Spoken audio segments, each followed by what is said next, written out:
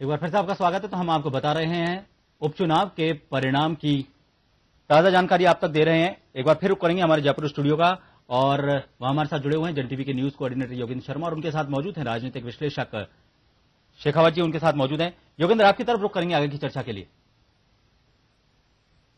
जी,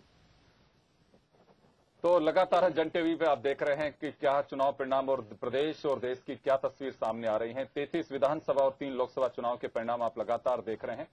हम बात करें राजस्थान के परिप्रेक्ष्य में, तो यहां कोटा दक्षिण को अगर हम छोड़ दें तो बड़े समीकरण बदलते नजर आ रहे हैं। और अभी जो सुबह से सरिता गेना नसीराबाद सीट पे आगे चल रही थी, अब वो पीछे हो गई, यानी कि 3-1 से आगे चल रही है कांग्रेस इस वक्त। लेकिन मेरे साथ इस वक्त राजनीति के दो दिग्गज ऐसे बैठे हैं, सुमन शर्मा और संयम लोढ़ा भी हमारे साथ में है। दोनों के लिए ये राहत की बात है कि जिन चुनाव की कमान इनके हाथों में थी, दोनों ही जगह आगे चल रही है। संयम जी, आप काफी खुश नजर आ रहे हैं। वैर में इस लहर में भी कांग्रेस करीब 8,500 वोट से आगे चल रही है, जबकि 9 राउंड की काउंटिंग आप कंप्लीट कर चुके हैं। इसी तरह सुमन जी, आपके भी पहले से माना जा रहा था, कांग्रेस भी लगातार कह रही थी कि हमारा जीत का अंतर कम होगा, जो दिखाई भी दे रहा है, जीत आपकी झोली में डाल रही थी। कोटा दक्षिण भी लगातार बढ़त है, वहां पे आप चुनाव की कमान आपके हाथ में थी। आप दोनों के लिए मैं कह सकता हूं कि जो प्री अभी रिजल्ट जो कह सकते हैं कि फाइनल्स के जो प्री हैं वो 90 राउंड तक के, उसके लिए मैं बधाई भी दे सकता हूं आप लोगों को। संयम जी, रिजल्ट्स की जो बात करें तो कैसी प्रतिक्रिया होगी आपकी पहले चारों की, अगर हम बात करें सीट को लेकर के? तो दरअसल 9 महीने के अंदर जिस रूप में शासन चला है और जिन वायदों के आधार पर सरकार बनी थी, लोगों ने ऐसा महसूस किया है कि सत्ता में आने के बाद में भारतीय जनता पार्टी उन सब वायदों को भूल गई है और लोग उसकी प्राथमिकता पर नहीं रहे। अपने अपने एजेंडा से सरकार में बैठे हुए लोग काम कर रहे हैं और अपने वोट के जरिए यदि हमने उनको संकेत नहीं दिया तो आने वाले 4.25 साल भी ये सरकार सत्ता के मद में ही डूबी रहेगी और लोगों के हित में काम नहीं करेगी।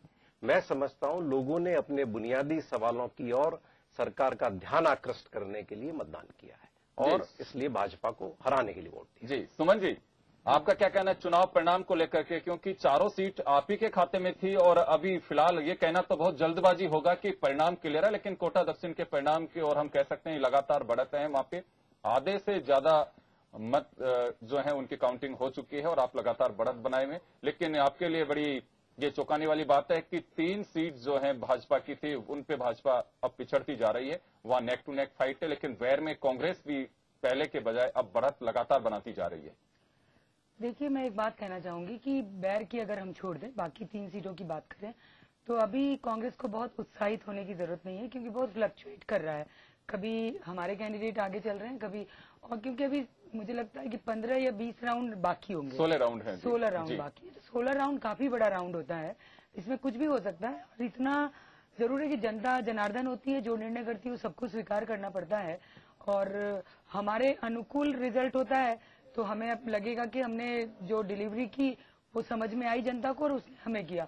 अगर प्रतिकूल रिजल्ट होता है तो चिंतन करने का विषय होगा, जरूर चिंतन करेंगे। लेकिन इतना अर्ली अभी हम लोग इतने निराश नहीं है। हमें भरोसा है कि हमारी बात, हम लोगों की कैंपेनिंग, हम लोग के कार्यकर्ताओं की मेहनत जरूर सफल होगी। मैं इतनी निराश अभी नहीं हूँ, क्योंकि ये मशीन है, खुलने तो दीजिए, सब्र तो कीजिए। जी चलिए, अभी उम्मीद है सुमन जी को। लेकिन सुमन जी, एक सीट जो है मुझे बड़ी चौंकाने वाली लग रही है कि संतोष अहलावत 50,219 मतों से उस वक्त जीती थी विधानसभा का चुनाव, और लोकसभा में भी डॉक्टर राजकुमार से उन्होंने 50,232 मतों की बढ़त ली थी। श्रवण कुमार तीसरे नंबर पर रहे थे। उन्होंने अपनी जो बढ़त थी उस विधानसभा क्षेत्र में, चाहे विधानसभा के चुनाव चाहे लोकसभा के चुनाव, उनमें अंतर नहीं आने दिया वो। लेकिन अभी अगर हम बात करें तो श्रवण कुमार अब आगे दिखाई दे रहे हैं वहां पे। तो गैप जो था, 1 लाख से अधिक वोट उन्होंने उस वक्त हासिल किए थे, तो काफी अंतर आ रहा है। ये बड़ी चौंकाने वाली बात बीजेपी के लिए हो सकती है। योगेंद्र जी, मैं एक बात कहना चाहूंगी कि बाय इलेक्शन अपने तरीके का होता है।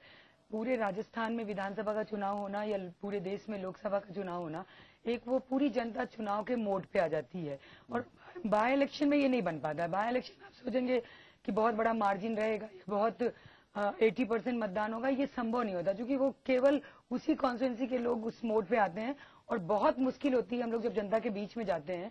और हमने अनुभव भी किया कि अभी जब हम गए इन क्षेत्रों में तो जनता ठीक है देख लेंगे ऐसी भावनाएं कर रही थी। उनको लग रहा था कि सरकार में तो कोई फर्क पड़ने वाला नहीं है, वोट दो या नहीं दो, बहुत सारी बातें होती। तो जनता का जो एक लोकसभा और विधानसभा में जो मूड होता है ना, वो बाय इलेक्शन में नहीं बनता। तो ये अंतर उससे तुलना नहीं करनी चाहिए। लेकिन मुझे लग रहा है कि अभी थोड़ा सब्र करना पड़ेगा हम लोगों को।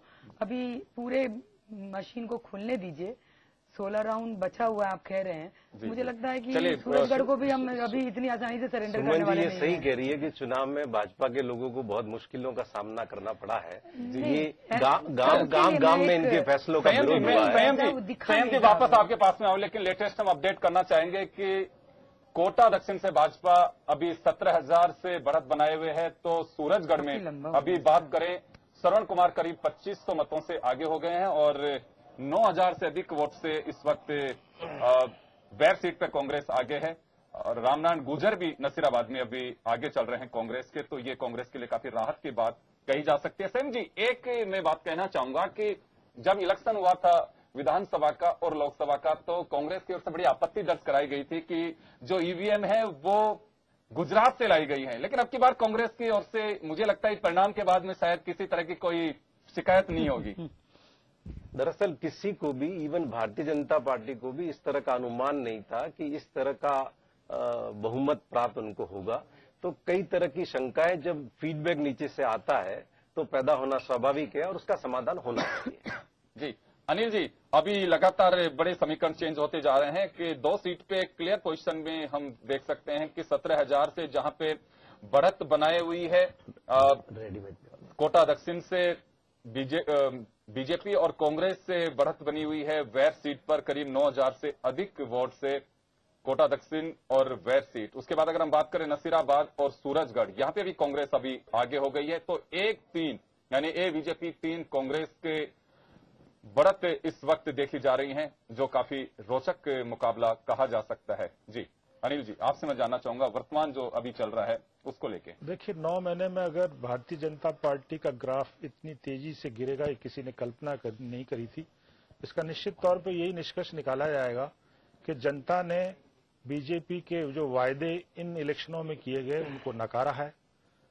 दिगंबर सिंह के बारे में पूरे इलेक्शन में कहा गया कि हम इनको मिनिस्टर बनाएंगे, वो दावा बिल्कुल लोगों ने खारिज किया, ये जानते हुए भी कि अगर ये जीतेंगे तो मिनिस्टर बनेंगे। बैर जहां पर मुख्यमंत्री ने कहा कि मैं इसको गोद लूंगी क्षेत्र को कार्य करने के लिए, उस वायदे को भी जनता ने नकारा है। तो निश्चित तौर पे बाई इलेक्शन में सत्तारूढ़ पार्टी के अगर रिजल्ट उसके खिलाफ जाते हैं तो निश्चित तौर पर उस सत्तारूढ़ पार्टी की विफलता मानी जाएगी। उनको वायदों को जो जनता ने नकारा है उसको बहुत सीरियसली लेना पड़ेगा। 163 सीटों के प्रचंड बहुमत आने के बाद भी अगर ऐसी परफॉर्मेंस 9 महीने के बाद रहे, जबकि नरेंद्र मोदी को इस देश के हर आदमियों ने वोट दिया है और एक बीजेपी को पहली बार भारतीय लोकतंत्र में इस ऊंचाई पे पहुंचाया है, उसकी गिरावट इतनी जल्दी होगी ये किसी ने सोचा नहीं था। तो निश्चित तौर पे ये रिजल्ट जो है बीजेपी के लिए अच्छे नहीं है। एक बात मैं कहना चाहूंगा यहाँ पे कि उत्तर प्रदेश हो चाहे गुजरात, तो वहां पे भी जिस तरह की स्थितियां हैं, क्योंकि जो बाई इलेक्शन हो रहा है वो आपको ध्यान होगा कि मेंबर ऑफ पार्लियामेंट चुने गए हैं ज्यादातर एमएलएज और वो बीजेपी के खाते में थी। 11 सीटें जो उत्तर प्रदेश में वो बीजेपी के पास में थी। अभी भी जहां लेटेस्ट जो रुझान आ रहे हैं और बराबरी पर चल रहे हैं बीजेपी और समाजवादी पार्टी। बीजेपी ने कहीं आपको लगता है कि बिहार के जो परिणाम थे उसे हल्के में लिया? अगर उस पर गौर करते और मंथन करते तो शायद हो सकता है कि ये स्थितियां नहीं बनती। देखिए भारतीय जनता पार्टी ने यूपी के लिए एक अलग स्ट्रेटेजी बनाई। उसमें उन्होंने जिस तरीके से 2 समाजों को बांटने का काम किया, सांप्रदायिकता की बात करी।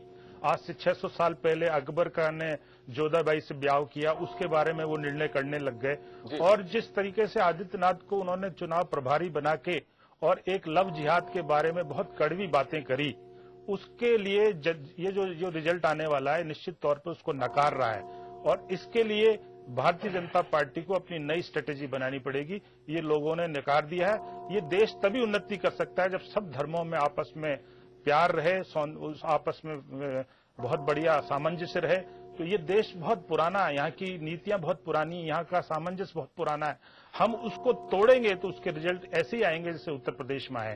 तो ये 11 सीटें जो ये माना जा सकता है कि अच्छे दिन आएंगे, जो स्लोगन बीजेपी का था वो धरातल पे भी अच्छे दिन का डेफिनेशन दिखाई देनी चाहिए उसकी। देखिए अच्छे दिन बातों से नहीं आएंगे, अच्छे दिन काम करने से आएंगे। अच्छे दिन लोगों को तोड़ने से नहीं आएंगे, अच्छे दिन लोगों को जोड़ने से आएंगे। तो उत्तर प्रदेश के भी जो रिजल्ट हैं वो निश्चित तौर पे इस देश की नई धारा की तरफ ले जाएंगे, नई दिशा की तरफ ले जाएंगे। उनको अपनी स्ट्रेटेजी चेंज करनी पड़ेगी। हम कभी समाज को बांट के कभी भी इस देश में कोई भी पार्टी राज नहीं कर सकती।